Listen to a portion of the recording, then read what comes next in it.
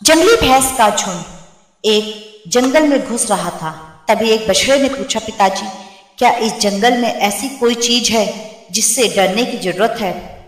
बस शेरों से सावधान रहना, भैंसा बोला। हाँ, मैंने भी सुना है कि शेर बड़े खतरनाक होते हैं। अगर कभी मुझे शेर देखा तो मैं जितना हो सके उतना तेजी से दौड़ता हुआ भाग जाऊंगा, बछड़ा बोला। नहीं, इससे बुरा तो तुम कुछ नहीं कर सकते, भैंसा बोला। बछड़े को यह बात सुनकर अजीब सी लगी। वह बोला, क्यों? वह खतरनाक होते हैं, मुझे मार सकते हैं, तो भला मैं भागकर अपनी जान क्यों ना बचाऊं? भैंसा समझाने लगा, अगर तुम भागोगे तो शेर तुम्हारे पीछा करेगा। भागते समय वह तुम्हारी पीठ पर आसानी से हमला कर सकते हैं, तुम्हें नीचे गिरा सकते हैं, और एक बार तुम गिर गए तो मौत पक्की समझो। तो ऐसी स्थिति में मुझे क्या करना चाहिए? बछड़े ने घबरा कर पूछा। अगर तुम कभी भी शेर को देखो तो अपनी जगह डट कर खड़े हो जाओ और ये दिखाओ कि तुम जरा भी डरे हुए नहीं हो। अगर वो ना जाए तो उससे तेज सींग दिखाओ और खुर्रों को जमीन पर पटको। अगर तब भी शेर ना जाए तो धीरे से उसकी तरफ बढ़ो और अंत में तेजी से अपनी पूरी ताकत के साथ उस पर हमला कर दो। भैंसे ने गंभीरता से समझाया, ये तो पागलपन है, ऐसा करने से तो बहुत बड़ा खतरा है। अगर शेर ने पलटकर मुझ पर हमला कर दिया तो बछड़ा नाराज होते हुए बोला, बेटे, अपने चारों तरफ देखो, क्या दिखाई देता है? भैंसों ने कहा। बछड़ा घूम घूम कर देखने लगा। उसके चारों तरफ भैंसों का बड़ा सा झुंड था। अगर कभी भी तुम्हें डर लगे तो ये याद रखो, हम सब तुम्हारे साथ हैं। अगर तुम मुसीबत का सामना करने की बजाय भाग खड़े होते हो तो हम तुम्हें नहीं बचा पाएंगे, लेकिन अगर तुम साहस दिखाते हो और मुसीबत से लड़ते हो तो हम मदद के लिए तुम्हारे पीछे खड़े होंगे। बछड़े ने गहरी सांस ली और अपने पिता को इस सीख के लिए धन्यवाद दिया। हम सभी की जिंदगी में शेर हैं। कुछ ऐसी समस्या हैं जिनसे हम डरते हैं, जो हमें भागने पर, हार मानने पर मजबूर कराना चाहती हैं, लेकिन अगर हम भागते हैं तो वह हमारा पीछा करती हैं, हमारा जीना मुश्किल कर देती हैं। इसलिए उन मुसीबतों का सामना करिए, उन्हें दिखाइए कि आप उनसे डरते नहीं, दिखाइए कि आप सचमुच कितने ताकतवर हैं, और पूरे साहस और हिम्मत के साथ उल्टा उनकी तरफ टूट पड़िए। और आप ऐसा करेंगे तो आप पाएंगे कि आपके परिवार और दोस्त पूरी ताकत से आपके पीछे खड़े हैं। सुंदरवन इलाके में रहने वाले ग्रामीणों पर हर समय जंगली जानवरों का खतरा बना रहता था। खासतौर पर जो युवक घने जंगलों में लकड़ियां चुनने जाते थे, उन पर कभी भी बाघ हमला कर सकते थे। यही वजह थी कि वह सब पेड़ों पर तेजी से चढ़ने उतरने का परीक्षण लिया करते थे। प्रशिक्षण गांव के ही एक बुजुर्ग दिया करते थे, जो अपने समय में इस कला के महारथी माने जाते थे। आदर पूर्वक सब उन्हें बाबा बाबा कहकर पुकारते थे।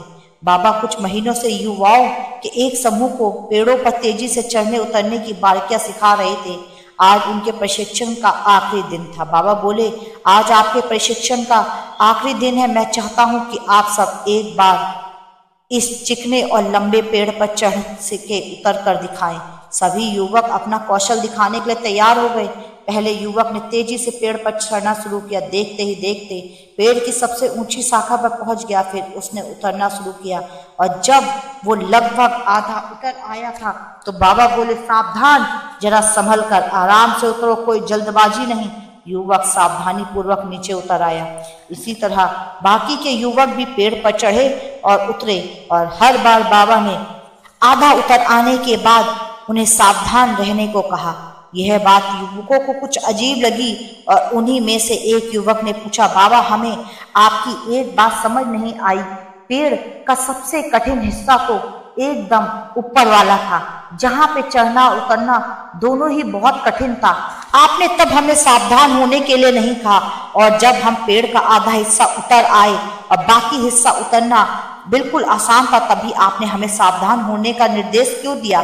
बाबा गंभीरता से बोले, बेटा, यह तो हम सब जानते हैं कि ऊपर का हिस्सा सबसे कठिन होता है, इसलिए वहां पर हम सब खुद ही सतर्क हो जाते हैं, पूरी सावधानी बरतते हैं, लेकिन जब हम लक्ष्य के समीप पहुंचने लगते हैं तो हमें बहुत ही सरल लगने लगता है, हम जोश में होते हैं, अति आत्मविश्वास से भर जाते हैं। इसी समय सबसे अधिक गलती की संभावना होती है। यही कारण है कि मैंने तुम लोगों को आधा पेड़ उतर आने के बाद सावधान किया, ताकि तुम अपनी मंजिल के निकट आकर कोई गलती ना कर बैठो। युवक बाबा की बात समझ गया। आज उन्हें एक बहुत बड़ी सीख मिल चुकी थी। मित्रों, सफल होने के लिए लक्ष्य निर्धारित करना बहुत ही जरूरी है, और यह भी बहुत जरूरी है कि जब हम अपने लक्ष्य को हासिल करने के करीब पहुंच जाएं, मंजिल को सामने पाएं, तो कोई जल्दबाजी ना करें, पूरे धैर्य के साथ अपना कदम आगे बढ़ाएं। बहुत से लोग लक्ष्य के निकट पहुंचकर अपना धैर्य खो देते हैं और गलतियां कर बैठते हैं, जिस कारण से अपने लक्ष्य से चूक जाते हैं। इसलिए लक्ष्य के आखिरी पड़ाव पर पहुंचकर किसी तरह की असावधानी मत बरतिए और लक्ष्य प्राप्त करके ही दम लीजिए। सादा जीवन और उच्च विचार रखने वाले कबीरदास की ख्याति दूर दूर तक फैली हुई थी, और बनारस के राजा वीर सिंह भी कबीरदास जी के भक्तों में से एक थे। जब कभी कबीरदास राजा से मिलने जाते तो राजा स्वयं कबीरदास जी के चरणों में बैठ जाते, उन्हें राजगद्दी पर बैठा देते। एक दिन कबीरदास ने सोचा कि वीर सिंह की परीक्षा ली जाए, क्या वो सचमुच इतने बड़े भक्त हैं जितना वो अपने व्यवहार से नजर आता है, या दिखावा मात्र। अगले ही दिन वह बनारस के बाजारों में एक मोची और एक महिला भक्त, जो कि पहले वैश्या थी, के साथ राम नाम जपते निकल पड़े, और साथ ही उन्होंने अपने हाथ में 2 बोतल पकड़ ली, जिसमें रंगीन पानी था। देखने से शराब प्रतीत होता था। कबीरदास के ऐसा करने से उनके शत्रुओं को उन पर उंगली उठाने का मौका मिल गया। शहर भर में उनका विरोध होने लगा, और उनकी शराब की बोतल हाथ में लिए एक मोची और वैश्या के साथ इस प्रकार शहर में घूमने की खबर राजा तक पहुंची। कुछ समय बाद कबीरदास जी योजना अनुसार राजा के दरबार पहुंचे। उनके इस व्यवहार से राजा पहले से ही मन शुद्ध हो गए थे, और इस बार उन्हें देखकर वह अपनी गद्दी से नहीं उठे। कबीर तुरंत समझ गया कि राजा भी आम लोगों की तरह ही है। उन्होंने तुरंत ही 2 बोतलें जमीन पर पटक दी। उन्होंने ऐसा करते देख राजा ने सोचा, एक शराबी कभी भी इस तरीके शराब की बोतल नहीं फेंक सकता, जरूर बोतलों में कुछ और है। राजा तुरंत उठा और कबीरदास जी के साथ आए मोची और किन्नरों का उनसे पूछा कि यह सब क्या है। मोची बोला, अरे महाराज, आपको नहीं पता, जगन्नाथ मंदिर में आग लगी हुई है और संत कबीरदास इस बोतल में भरे पानी से वो आग बुझा रहे हैं। राजा ने इस घटना का दिन और समय नोट कर लिया और बाद में इस बात की सच्चाई का पता लगाने के लिए एक दूत जगन्नाथ मंदिर भेजा। मंदिर के आसपास रहने वाले लोगों ने इस बात की पुष्टि की कि उसी दिन और समय में मंदिर में आग लगी थी, जिसे बुझा दिया गया। जब राजा को इस सच्चाई का पता चला तो उन्होंने अपने व्यवहार का पछतावा हुआ, और संत कबीरदास में उनका विश्वास और दृढ़ हो गया। एक राजा बहुत बड़ा प्रजापालक था, हमेशा प्रजा के हित में प्रयत्नशील रहता। वह इतना कर्मठ था कि अपना सुख, ऐसो आराम सब छोड़कर सारा समय जन कल्याण में ही लगा देता था। यहाँ तक कि जो मोक्ष का साधन है, अर्थात भक्तवत भजन, उसके लिए भी वह समय नहीं निकाल पाता। एक सुबह राजा वन की तरफ भ्रमण करने के लिए जा रहा था। उसे एक देव के दर्शन हुए। राजा ने देव को प्रणाम करते हुए उनका अभिवादन किया और देव के हाथ में एक लंबी चौड़ी पुस्तक देखकर उनसे पूछा, महाराज, आपके हाथ में यह क्या है? देव बोले, राजन, यह हमारा बही खाता है, जिसमें सभी भजन करने वालों के नाम है। राजा ने निराशा युक्त भाव से कहा, कृपया देखिए, इस किताब में मेरा नाम भी है या नहीं? देवराज महाराज किताब का एक एक पृष्ठ उल्टने लगे, परंतु राजा का नाम कहीं भी नजर नहीं आया। राजा ने देव को चिंतित देखकर कहा, महाराज, आप चिंतित ना हो, आपके ढूंढने में कोई भी कमी नहीं है। वास्तव में मेरा दुर्भाग्य है कि मैं भजन कीर्तन के लिए समय नहीं निकाल पाता, इसलिए मेरा नाम यहाँ नहीं है। उस दिन राजा के मन में आत्मग्लानि सी उत्पन्न हुई, लेकिन इसके बावजूद उन्होंने इसे नजरअंदाज कर दिया। पुनः परोपकार की भावना के लिए दूसरों की सेवा करने में लग गए। कुछ दिन बाद राजा फिर सुबह वन की तरफ टहलने के लिए निकले तो उन्हें देव महाराज के दर्शन हुए। इस बार उनके हाथ में एक पुस्तक थी। इस पुस्तक का रंग और आकार में बहुत भेद था। यह पतली वाली से काफी छोटी भी थी। राजा ने फिर उन्हें प्रणाम करते हुए पूछा, महाराज, आज कौन सा बही खाता आपके हाथ में लिया हुआ है? देव ने कहा, राजन, आज के बही खाते में उन लोगों का नाम है जो ईश्वर को सबसे अधिक प्रिय हैं। राजा ने कहा, कितने भाग्यशाली होंगे वो लोग।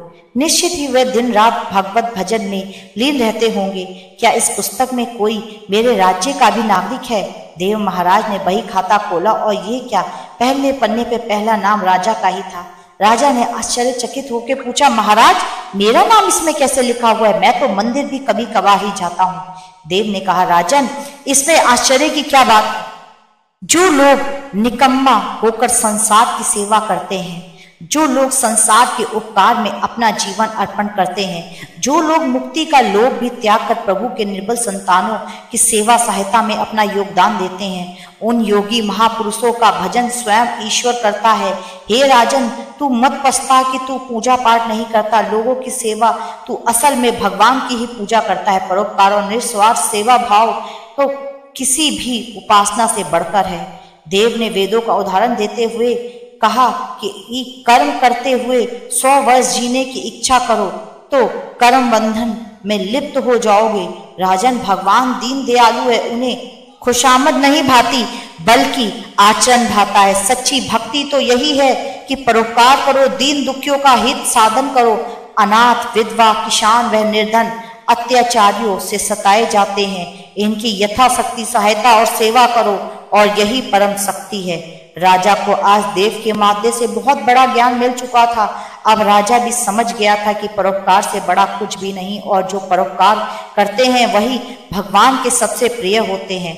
मित्रों, जो व्यक्ति निस्वार्थ भाव से लोगों की सेवा करते हैं, आगे आते हैं, परमात्मा हर समय उनके कल्याण के लिए यत्न करता है। हमारे पूर्वजों ने कहा है, परोपकारम पुण्य भाति, अर्थात दूसरों के लिए जीना, दूसरों की सेवा ही पूजा समझकर कर्म करना, परोपकार के लिए अपने जीवन को सार्थक बनाना ही सबसे बड़ा पुण्य है। जब आप भी ऐसा करेंगे तो स्वयंतः